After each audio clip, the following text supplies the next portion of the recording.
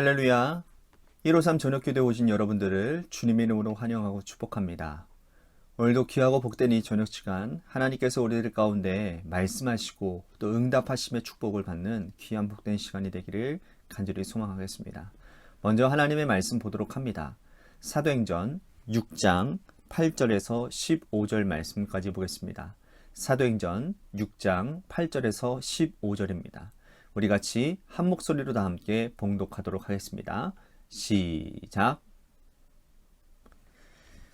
스데반이 은혜와 권능이 충만하여 큰 기사와 표적을 민간에게 행하여 이른바 자유민들 즉 구레네인, 알렉산드라인, 길리기아인, 아시아에서 온 사람들의 회당에서 온 자들이 일어나 스데반과 더불어 논쟁할세 스데반이 지혜와 성령으로 말함을 그들이 능히 당하지 못하여 사람들을 매수하여 말하게 하되 이 사람이 모세와 하나님을 모독하는 말을 하는 것을 우리가 들었노라 하게 하고 백성과 장로와 서기관들을 충동시켜 와서 잡아가지고 공회에 이르러 거짓 증인들을 세우니 이르되 이 사람이 이 거룩한 곳과 율법을 거슬러 말하기를 마지 아니하는도다. 그의 말에 이 나사렛 예수가 이곳을 헐고 또 모세가 우리에게 전하여 준 규례를 고치겠다 함을 우리가 들었노라 하거늘 공회 중에 앉은 사람들이 다 스데반을 주목하여 보니 그 얼굴이 천사의 얼굴과 같더라. 아멘. 목회자들이요. 목회의 길을 가기 위해서는 먼저 신학교를 입학을 해야 됩니다. 근데 신학교를 들어가기 전에 먼저 시험을 보게 됩니다. 필기시험도 보고 또 면접보사도 보게 돼요.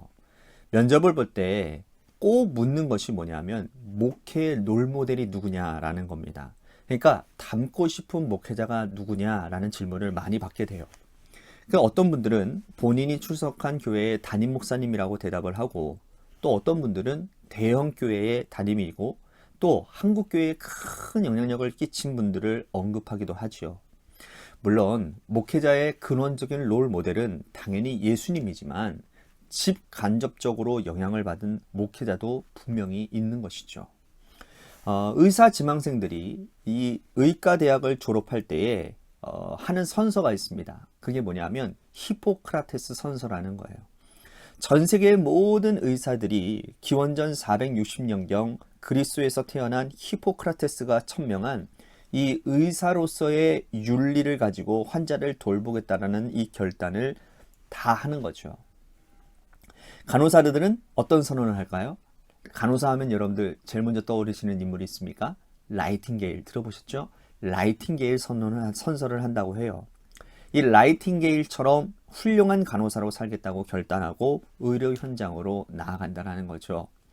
이처럼 다양한 직업군에 있는 사람들은 그 직업군에 합당한 어떤 롤모델들을 다 가지고 있다는 거예요. 그렇다면 여러분 그리스도를 섬기는 사명자들은 누구를 롤모델로 삼아야 될까요? 우리는 교회에서 여러 가지 직분을 받아서 직분자로 사명을 감당하고 있습니다. 직분보다 더 중요한 것은 성도라는 이름이에요. 하나님께서 우리를 그리스도의 피값으로 거룩하게 하시고 하나님 나라 백성 삼아 주셨어요.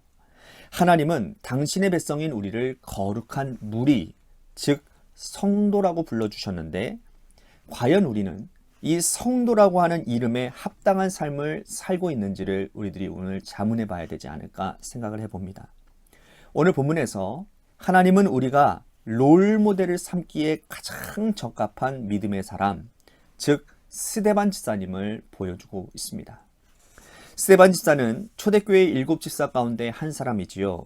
초대교회가 성도들이 많이 불어남으로 인해서 사도들이 이것을 이제는 분업해서 이제는 팀 사역이라고 해야 될까요? 그러니까 사도들은 말씀 사역과 기도하는 일에 전념하기로 하고 성령과 믿음이 충만하고 지혜가 충만한 칭찬받는 사람 7을 택해서 이 사람들을 성도들을 관리하는 그러한 사명자로 세웠다라는 것이죠.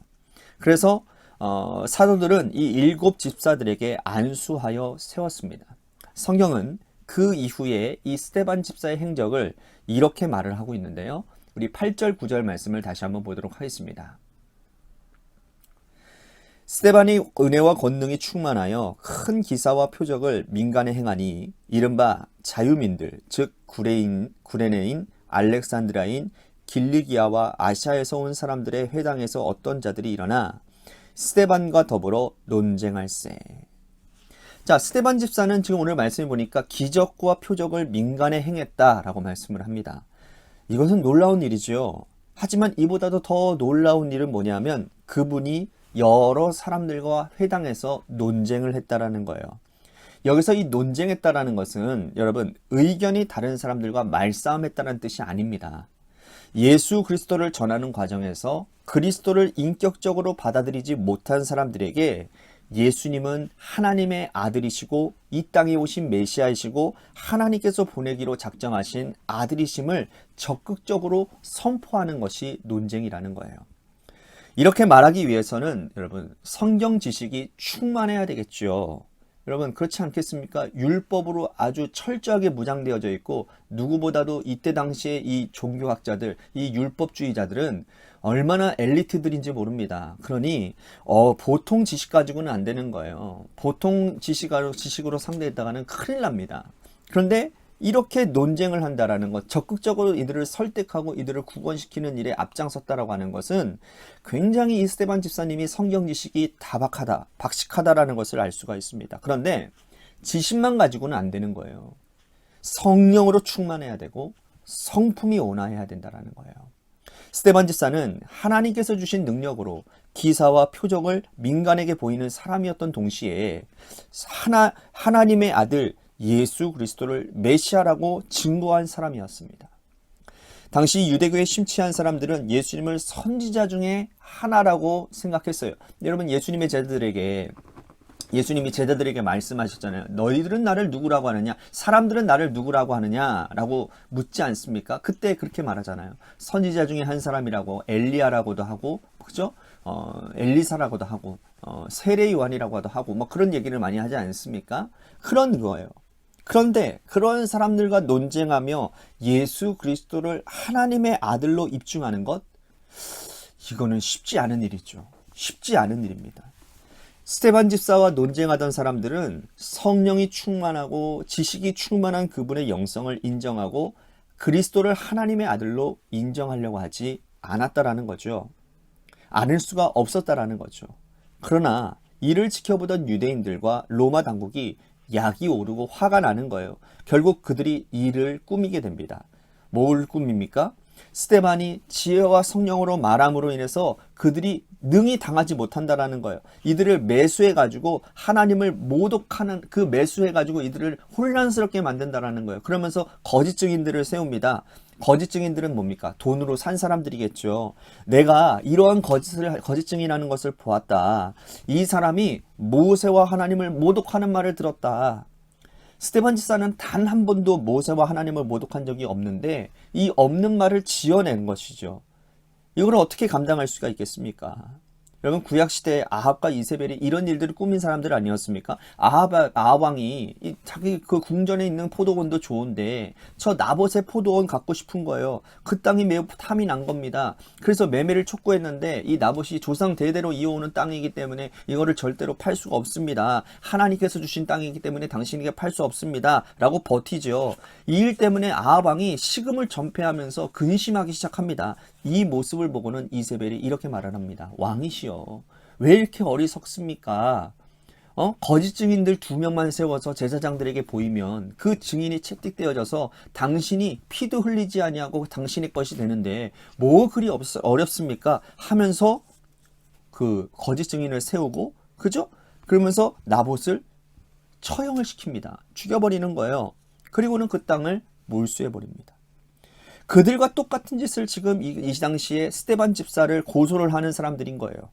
이 사건이 일파만파가 되어졌습니다. 백성들의 장로들과 서기관들이 이 스데반을 공회로 잡아들여서 정식 재판을 여는 거예요.